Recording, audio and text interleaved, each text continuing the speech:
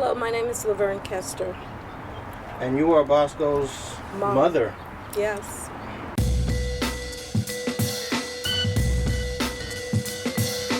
I would like to know, what was your reaction when you first learned that he was a Queen Street Blood member? Disappointed. And I'm assuming you did everything you can do to prevent that from happening, but boys are going to be boys. Absolutely, I did everything.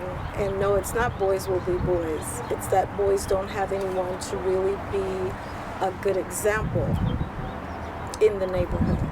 A mom cannot teach a boy how to be a man. And if in every other household there's a woman raising children, in my case it was a woman raising 6 children.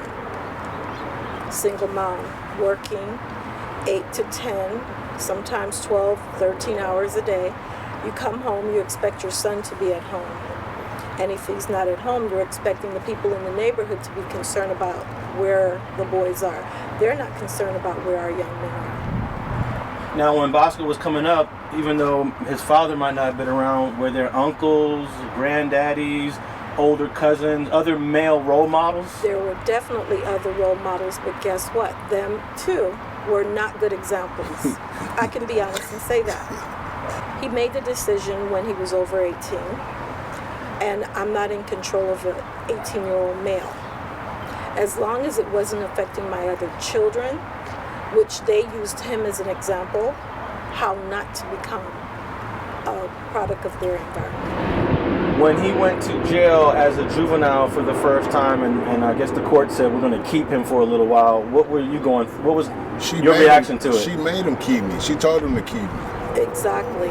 I told him to keep him. They called her and said, come get him here. And she said, no, keep him. Keep him. Exactly, because if he can't follow the rules in my home that I set for him, which he comes from a really good family, he has a good background. He had an early start in the church, just like, let's say 9 out of the 10 males in jail started off at home in church with their mother, father, grandparents. Father leaves the home, leaves the mother. She's struggling, trying to provide for the family.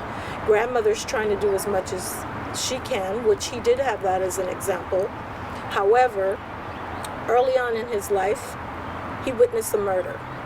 Walking out your door, your neighbor get murdered in front of a 12-year-old boy. That was traumatizing. He had to go to court. He had to be a witness. Guess what? The system failed him because we didn't do the right things to get him the help that he needed.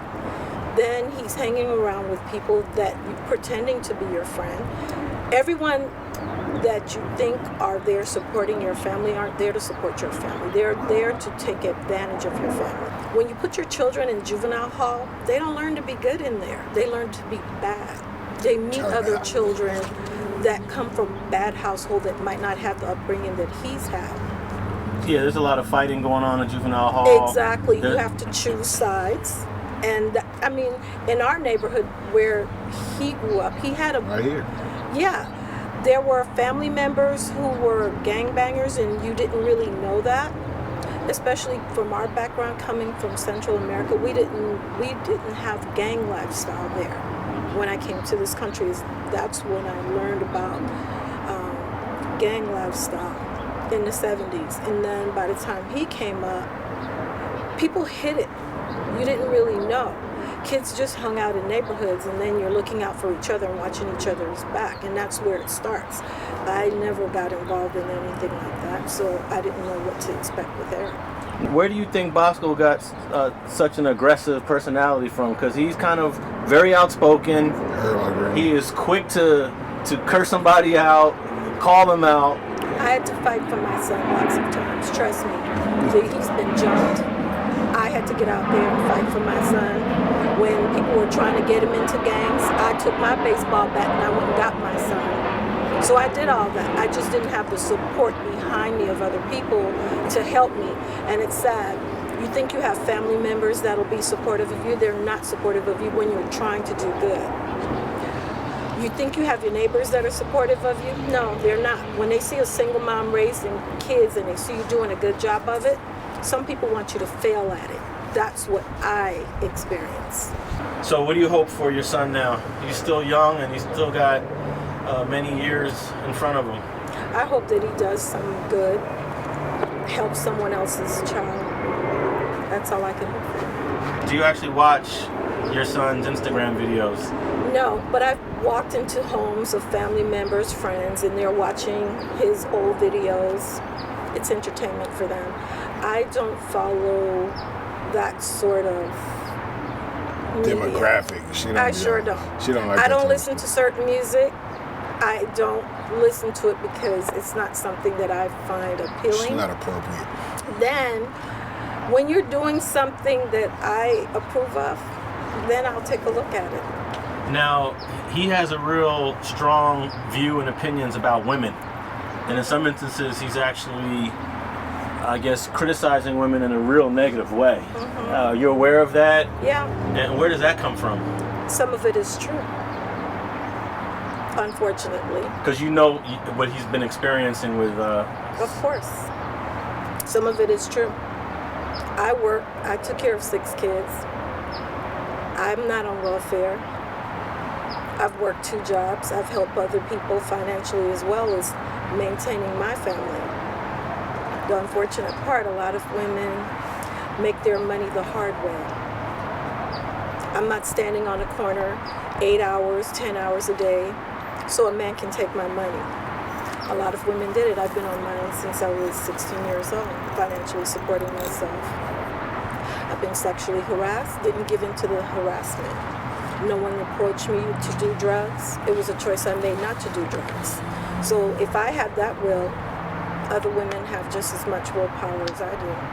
They make choices, bad choices. There were times where we struggled financially, where I would make enough just to pay the rent and get by. Maybe I wouldn't have money in my hand for all the extra things. He wanted to help out, so he tried to get a job. But people looked at him and judged him because of the way he looked. Eric was probably 6 feet at age 12. And there were a lot of times where he would be accused of doing something. He didn't do it. I told the police, prove it to me he was there. He wouldn't have been there. But it was easy to blame him than for the right person to be blamed. He went to a school in Orange County. They singled him out. They wanted to check him, search him, thinking he was a gangbanger. They told me gangbangers in that area wore orange. A black kid 6 foot tall, probably 150 pounds, in orange, and he's gangbanging? I don't think so, not in Orange County, not in the area where we were living.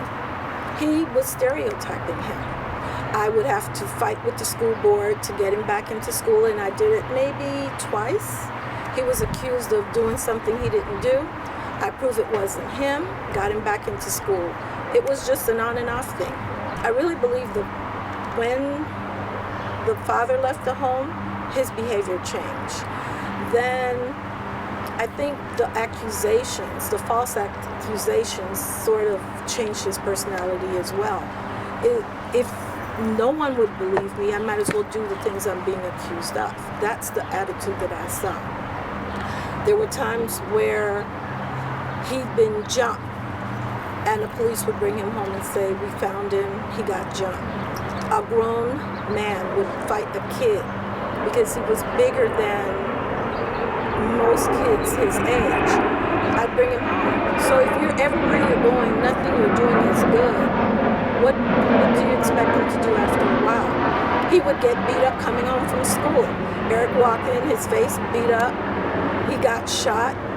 He didn't shoot himself. Someone shot him. He wasn't doing anything to get shot. He was in the safety of his own home. There's just certain things that I think happen to kids in our community, and especially in the black families. We like to sweep everything under the rug. We don't think it affects our young men, but trust me, it does. Thanks for watching StreetGangs.com. Please like and share the video you just watched and leave a comment below to tell us what you think. You can also watch 2 of our previous episodes to the right. Please visit the link to our Patreon page and support our campaign. And don't forget to subscribe.